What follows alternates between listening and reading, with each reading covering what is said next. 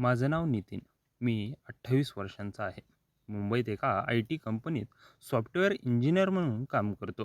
रोजच्या धावपळीच्या आयुष्यात कधीकधी खूप एकटेपणा जाणवतो. घरी आई बाबा आहेत, पण तरीही मनात काहीतरी शोधत असतं. आईचे नाव सुधा. तिची जवळची मैत्रीण म्हणजे माधवी काकी. ती आमच्या घरापासून सुमारे 40 किलोमीटर दूर ठाणेजवळ एका छोट्या 1 BHK फ्लॅटमध्ये एकटी राहते. तिचे वय 42-43 असेल. पण ती इतकी देखणी आणि व्यवस्थित राहते की कोणालाही तिला 35-36 वर्षांची समजेल. तिचे केस लांब, काळे, डोळे मोठे आणि बोलके आणि हास्य इतके गोड की पाहिलं की मन हलकं होतं. तिचा नवरा 5 वर्षापूर्वी सोडून गेला होता. त्यानंतर ती पूर्ण एकटी होती. आई तिच्याशी फोनवर खूप वेळ बोलायची. मी लहानपणापासून तिला माधवी काकी म्हणून हाक मारत होतो. एक सामान्य संध्याकाळ होती. मी ऑफिसमधून घरी आलो तर आईने लगेच बोलावलं, "नितीन, हे पाकीट घे. माधवीकडे जाऊन दे. तिच्या बहिणीच्या मुलीला दिल्लीला पाठवायचं आहे. उद्या सकाळी पोस्ट करायचंय." मी तिला फोन केला तर ती घरीच आहे म्हणाली. मी थोडा कंटाळलो होतो म्हणून मी आईला म्हणालो, "उद्या नाही का जमणार?" "नाही रे, आजच दे. पाऊस येणार आहे असं म्हणतात." मी पाकीट घेतलं आणि गाडी काढली. रस्ता ओळखीचा होता, पण जसं जसं मी पुढे गेलो तसं आकाश काळं पडू लागलं. अचानक पावसाने जोर धरला. प्रचंड पाऊस. वायपर पूर्ण वेगाने चालू होते, तरीही दिसत नव्हतं.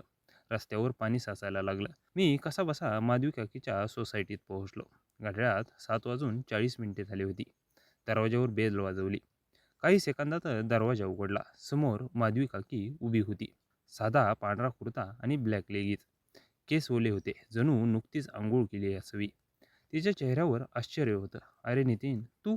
सुधा म्हणाली होती की "तू येणार नाहीस." आईने हे पाकीट दिले काकी, "घ्या." मी ओले कपडे झटकत म्हणालो. तिने आत येण्यास सांगितले. "ये ना आत. एवढा पाऊस, बाहेर कसा जाणार आहेस?" मी खिडकीजवळ गेलो. रस्ता पूर्ण पाण्याखाली होता. गाड्या अडकलेल्या दिसत होत्या. माझी गाडी खाली पार्किंगमध्ये होते, पण परत जाणं जवळपास अशक्य होतं. "काकी, मी इथेच थांबू का? सकाळी निघेल." मी थोड्या संकोचाने विचारलं. तिने क्षणभर माझ्याकडे पाहिलं, मग हलकं हास्य केलं. "हो ना, मी एकटीच आहे. तुला काय प्रॉब्लेम असेल? बस ना, मी तुला चहा करते." तिने चहा आणला. आम्ही सोफ्यावर बसलो. तिच्या घरात हलका सुगंध होता, तिच्या केसांचा आणि अगरबत्तीचा मिसळलेला. आम्ही थोडे बोललो. तिने विचारलं ऑफिसबद्दल, माझ्या आयुष्याबद्दल.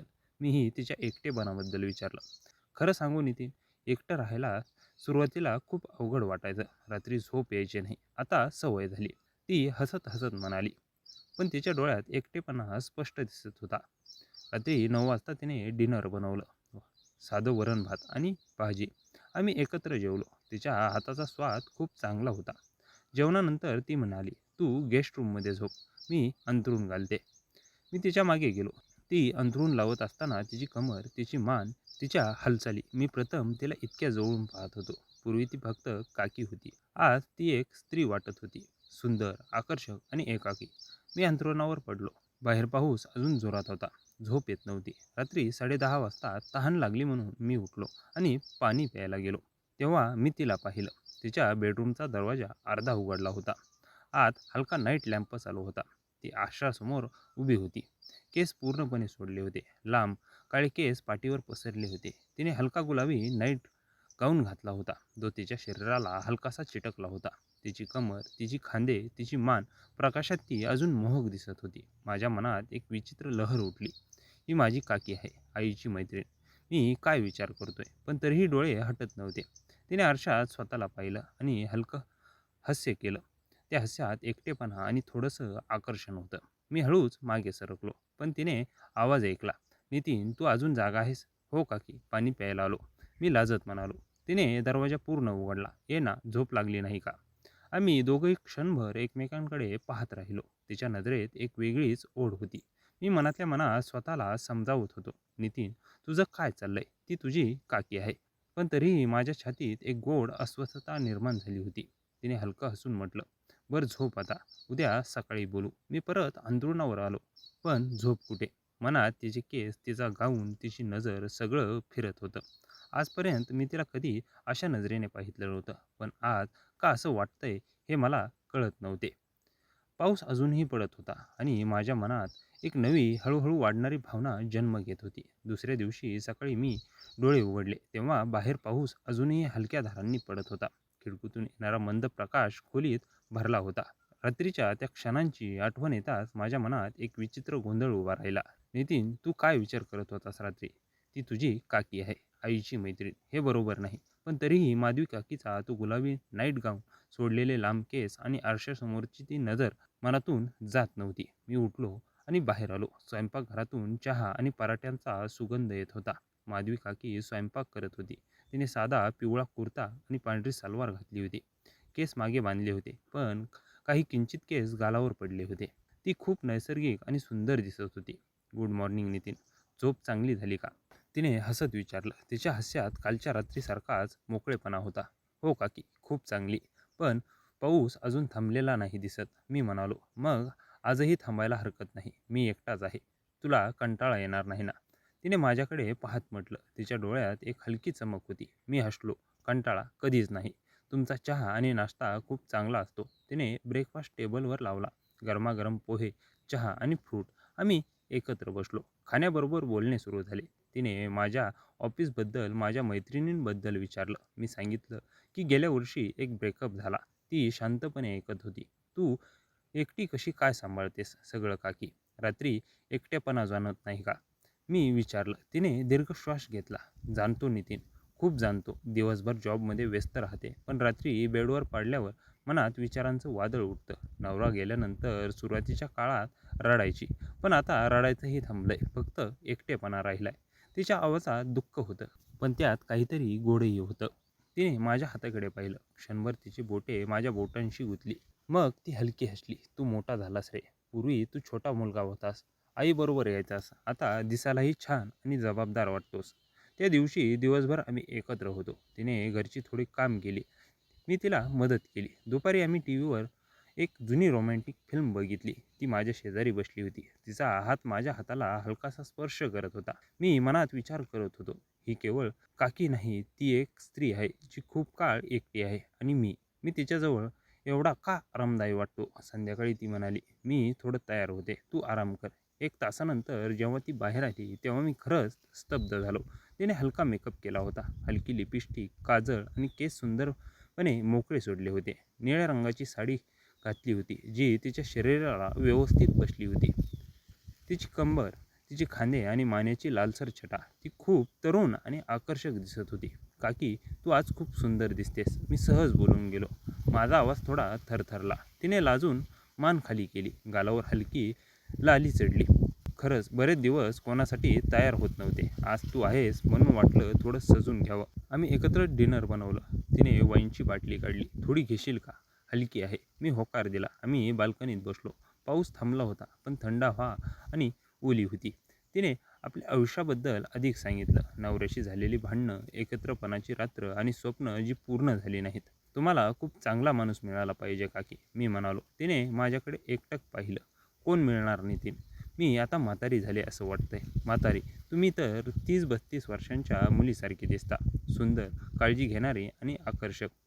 शेवटचे शब्द मी हळू बोललो. तिच्या डोळ्यात एक वेगळीच चमक आली. आम्ही जवळजवळ बसलो होतो. तिचा सुगंध मला भुरळ घालत होता. मी तिच्या हाताला स्पर्श केला. ती दूर गेली नाही. उलट तिने माझ्या खांद्यावर हलकं डोकं टेकवलं. "नितीन, तुझ्याशी बोलताना मला किती वर्षांनी बरं वाटतंय. जणू कुणीतरी ऐकतंय, समजतंय." माझ्या मनात भावनांचं वादळ उठलं होतं. हे आकर्षण फक्त शारीरिक नाही. तिच्या एकटेपणात मी स्वतःला पाहतोय. ती माझ्यात एक नवीन आशा शोधत आहे. मी तिचे केस हळू कुरवाळले. ती थरथरली, पण माझ्याजवळ राहिली. रात्री उशिरा आम्ही आत गेलो. तिने मला गुड नाईट म्हटलं, पण तिची नजर माझ्या डोळ्यात जास्त वेळ थांबली. मी गेस्ट रूममध्ये गेलो, पण झोप कुठे? मनात तिचे शब्द, तिचा स्पर्श, तिची नजर, सगळं फिरत होतं. हळूहळू ही जवळीक भावनिक ओढीत रूपांतरित होत चालली होती. तिसऱ्या दिवशी सकाळी जेव्हा मी उठलो, तेव्हा बाहेर पाऊस थांबला होता. आकाश स्वच्छ दिसत होतं, पण माझ्या मनात मात्र एक विचित्र अस्वस्थता होती. "नितीन, आता तुला घरी जायला हवं." आई विचारेल, ऑफिस आहे. पण तरीही माधवी काकीच्या घरातून बाहेर पडायची इच्छा होत नव्हती. स्वयंपाकघरात गेलो तर ती चहा करत होती. आज तिने हलका फ्लॉवर प्रिंटचा कुर्ता घातला होता. केस ओले होते, जणू नुकतीच अंघोळ केली असावी. तिच्या गालावर हलकी लाली होती. मला पाहताच तिने हलकं हास्य केलं. "Good morning Nitin. आज रस्ते सुधारले असतील. तुला जायचं असेल तर." तिचा आवाज हलका थांबला. मी क्षणभर थांबलो. "काकी, आजही थांबू का? ऑफिसला मी सुट्टी घेईन. तुम्हाला एकटं सोडून जायचं मन नाहीये." तिने माझ्याकडे पाहिलं. तिच्या डोळ्यात आनंदाची एक लहर दिसली. खरंच मला तर खूप बरं वाटेल. बरेच दिवस झालं कोणाशी असं मोकळेपणाने बोलायला मिळालं नाही. नाश्ता झाल्यावर ती म्हणाली, चल थोडं बाजारात जाऊ. घरात काही सामान आणायचंय. मी तयार झालो. आम्ही एकत्र बाहेर पडलो. तिच्या शेजारी चालताना मला वेगळीच जबाबदारी जाणवत होती. ती माझ्या बाजूला हळू चालत होती. कधीकधी आमचे हात हलके स्पर्श करत होते. बाजारात तिने भाज्या, फळं घेतली. मी तिला सल्ला देत होतो, काकी हे फळ घ्या, ते ताजं दिसते. ती हसत हसत ऐकायची. एका दुकानात तिने एक नवीन साडी पाहिली. कशी वाटते तिने विचारलं. तुम्हाला घालून पहा, पण मला वाटतं खूप छान दिसेल, मी म्हणालो. ती ट्रायल रूममध्ये गेली. बाहेर आल्यावर मी तिच्याकडे एकटक पाहत राहिलो. साडी तिच्या शरीरावर इतकी सुंदर बसली होती की श्वास थांबल्यासारखा वाटला. तिची कमर, तिची मान आणि त्या साडीतील तिची चाल. मी मनात म्हणालो, देवा, ही केवळ काकी नाही, ती एक अतिशय आकर्षक स्त्री आहे. काय रे, इतका काय बघतोस? तिने लाजत विचारलं. काही नाही, फक्त तुम्ही सुंदर दिसताय, मी हळू म्हणालो. तिने साडी घेतली. घरी परतताना आम्ही एका छोट्या कॅफेमध्ये थांबलो. कॉफी घेत आम्ही बोलत होतो. तिने आपल्या जुन्या आठवणी सांगितल्या. लग्न कसं झालं, नवऱ्याशी किती स्वप्न पाहिली होती, पण सगळं कसं विरलं. तिच्या डोळ्यात अश्रू तरळले. नितीन, कधी कधी वाटतं की मी काही चुकीचं केलं का? का मी एकटी पडले? तिचा आवाज कापरा होता. मी तिच्या हातावर हात ठेवला. काकी, तुम्ही काही चुकला नाही. काही लोकांना प्रेम समजत नाही, पण तुम्ही खूप मजबूत आहात आणि आता मी आहे ना तुमच्यासोबत. तिने माझ्या हाताला हळूच दाब दिला. तू आहेस म्हणून आज मला खूप बरं वाटतंय. तुझ्याशी बोलताना जणू माझं मन हलकं होतं. संध्याकाळी घरी परतल्यावर आम्ही बाल्कनीत बसलो.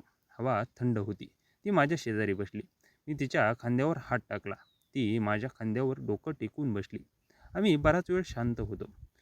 फक्त हृदयाचे ठोके ऐकू येत होते. नितीन, हे बरोबर आहे का? तिने हळू कुजबुजले.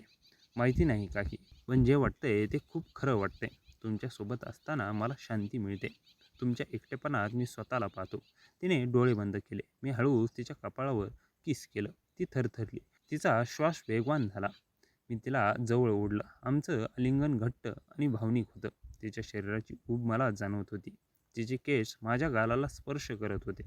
मनात विचार येत होता, हे केवळ शारीरिक आकर्षण नाही. तिच्या मनातील दुःख, तिचा एकाकीपणा, तिची प्रेम मिळवण्याची आस, सगळं मला खेचून घेते. मी तिची खूप काळजी घेऊ शकतो. ती मला एक नवीन अर्थ देऊ शकते. रात्री आम्ही एकत्र जेवलो. बोलणं अधिक वैयक्तिक झालं. तिने मला विचारलं भावी योजनांबद्दल. मी तिला सांगितलं की मी तिच्यासोबत अधिक वेळ घालवू इच्छितो. जेवणानंतर आम्ही सोफ्यावर बसलो. तिने एक जुनी गाणी लावली. आम्ही आता हातात हात घालून ऐकत होतो. एका क्षणी तिने माझ्या छातीवर डोकं ठेवलं. नितीन, तू मला खूप जवळचा वाटतोस, जणू माझा कोणीतरी आहे. तिचे केस कुरवाळत, मी आहे काकी, आता तुम्हाला कधीही एकटं सोडणार नाही. त्या रात्री झोपायला गेल्यावर माझ्या मनात तिची नजर, तिचा स्पर्श, तिचे शब्द फिरत होते.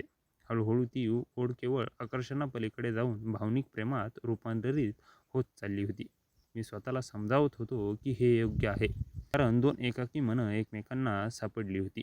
चौथ्या दिवशी सकाळी मी उठलो तेव्हा माझ्या मनात एक वेगळी शांतता होती. बाहेर सूर्य चमकत होता, पण माधवी काकीच्या घरातून बाहेर पडायची इच्छा अजून होत नव्हती. मी स्वयंपाकघरात गेलो. ती चहा करत होती. आज तिने हलका गुलाबी कुर्ता घातला होता. केस मोकळे सोडले होते. मी तिच्याकडे पाहत राहिलो.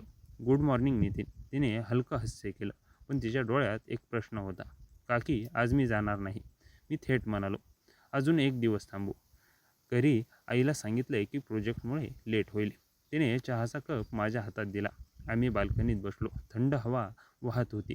ती माझ्या शेजारी बसली. काही वेळ शांतता होती. मग ती बोलली, नितीन, हे सगळं, काल रात्रीचं आलिंगन, तुझा किस, हे बरोबर आहे का? मी तुझी काकी आहे, सुधाची मैत्रीण. मी तिच्या हातात हात घेतला. मला माहिती आहे काकी, पण जे मनात होतंय ते मी दाबू शकत नाही. तुमच्यासोबत असताना मला खूप शांती मिळते. तुमचा एकटेपणा, तुमचं हास्य, तुमची काळजी, सगळं मला खेचून घेते. हे केवळ आकर्षण नाही, हे काहीतरी खोल आहे. तिच्या डोळ्यात अश्रू तरळले. मलाही तसंच वाटतंय नितीन. 5 वर्ष एकटी होते. कोणाशी मन मोकळं करायला मिळालं नव्हतं. तू आलास आणि जणू माझं जग बदललं. तुझ्या स्पर्शात, तुझ्या बोलण्यात मला नवीन जीव आला. पण भीती वाटते. समाज, आई, वय. मी तिला जवळ ओढलं. मी सगळं सांभाळेन काकी. हे आपलं प्रेम आहे. कोणाला कळवू द्यायचं नाही. फक्त आपण दोघं जाणू. तुम्हाला मी कधीही दुखावणार नाही. तिने माझ्या छातीवर डोकं ठेवलं. तिचा श्वास वेगवान झाला. तिचे केस हळूहळू कुरवाडले. तिच्या मानेवर हलका किस केला. ती थरथरली आणि अधिक घट्ट धरून राहिली. माझे ओठ एकमेकांना स्पर्शले. हा स्पर्श प्रेमाचा, आशेचा आणि भावनांचा होता. मऊ, दीर्घ आणि पूर्ण मनापासून. तिचा सुगंध, तिच्या शरीराचा हलका कंप सगळं मला हरवून टाकत होतं. नितीन, ती कुजबुजली. तिच्या पाठीवर हात फिरवला. आम्ही एकमेकांना घट्ट मिठी मारून बसलो होतो. शारीरिक जवळीक होती, पण त्याहून जास्त भावनिक ओढ होती. मी मनात विचार केला, ही स्त्री माझ्यासाठी सर्व काही आहे. तिच्या एकटेपणाला मी भरून काढेन. दुपारी आम्ही एकत्र जेवलो. बोलणे खूप मोकळं झालं. तिने मला आपल्या स्वप्नांबद्दल सांगितलं. प्रवास करायचा, कोणीतरी सोबत हवं होतं. मी तिला वचन दिलं की मी तुमच्यासोबत सगळं करेन. संध्याकाळी आम्ही घरात थोडं संगीत लावलं. ती हलकं नाचली. मी तिचा हात धरून तिच्यासोबत फिरलो. आमचे हात एकमेकांत गुंतले. तिच्या डोळ्यात प्रेम दिसत होतं. रात्री उशिरा आम्ही सोफ्यावर बसलो. तिने मला जवळ बोलावलं. आज रात्री माझ्या खोलीत झोप नितीन. एकटं राहायचं नाही. मी तिच्यासोबत गेलो. बेडवर आम्ही एकमेकांच्या मिठीत पडलो होतो. मी तिच्या कपाळावर, गालावर, मानेवर हळूहळू किस करत होतो. ती माझ्या केसांत बोट फिरवत होती. आमचा स्पर्श प्रेमळ होता, संवेदनशील होता. मी तिच्या शरीराला हळूहळू कुरवाळलं. तिचा श्वास जड झाला. नितीन, तू मला खूप प्रेम देतोयस, ती कुजबुजली. मी तिला घट्ट धरून म्हणालो, मी तुमचं प्रेम आहे काकी. त्या रात्री आम्ही एकमेकांच्या उभे झोपलो. सकाळी मी उठलो तेव्हा माझ्या छातीवर डोकं ठेवून झोपली होती. मी तिच्या केसांत हात फिरवला. मनात एक गोड समाधान होतं. त्यानंतर माझं आयुष्य बदललं. मी आठवड्यातून 2-3 दिवस तिच्याकडे येऊ लागलो. आईला कधी शंका आली नाही. आमची मैत्री गुप्त, हळूहळू खोल प्रेमात रूपांतरित झाली. मी तिला माधवी म्हणू लागलो. ती माझी खूप काळजी घेऊ लागली. जेवण बनवायची, माझ्या ऑफिसच्या टेन्शनबद्दल विचारायची, रात्री फोनवर बोलायची. कधीकधी आम्ही रात्री बाल्कनीत बसून जुन्या गोष्टी सांगायचो. कधी हसायचो, कधी तिच्या डोळ्यात अश्रू यायचे आणि मी तिला मिठीत घ्यायचो. तिच्या एकटेपणाला मी पूर्ण साथ दिली. तिने माझ्या आयुष्यात प्रेम आणि ऊब दिली. ही कथा अजून सुरू आहे. आम्ही दोघं एकमेकांसाठी जगतोय. वय, नातं, समाज या पलीकडे जाऊन 2 एकाकी मनं एक झाली आहेत. प्रेम हळूहळू येतं, ते मनापासून येतं आणि जेव्हा येतं तेव्हा ते सगळं बदलून टाकतं. मी आजही तिच्या आठवणीत हरवतो. माधवी माझी प्रेमिका, माझी साथीदार झाली होती. मित्रांनो, मला आशा आहे की तुम्हाला आमची कथा आवडली असेल. जर तुम्हाला कथा आवडली असेल तर व्हिडिओला लाईक करा. चॅनलवर नवीन आला असाल तर चॅनलला सबस्क्राईब करा. आणि हो, कृपया नोटिफिकेशन बेल दाबायला अजिबात विसरू नका, जेणेकरून पुढील अपडेट सर्वप्रथम तुम्हाला मिळेल. आपण संपूर्ण कथा वाचली, ऐकली त्याबद्दल आपल्या सर्वांचे मनापासून आभार.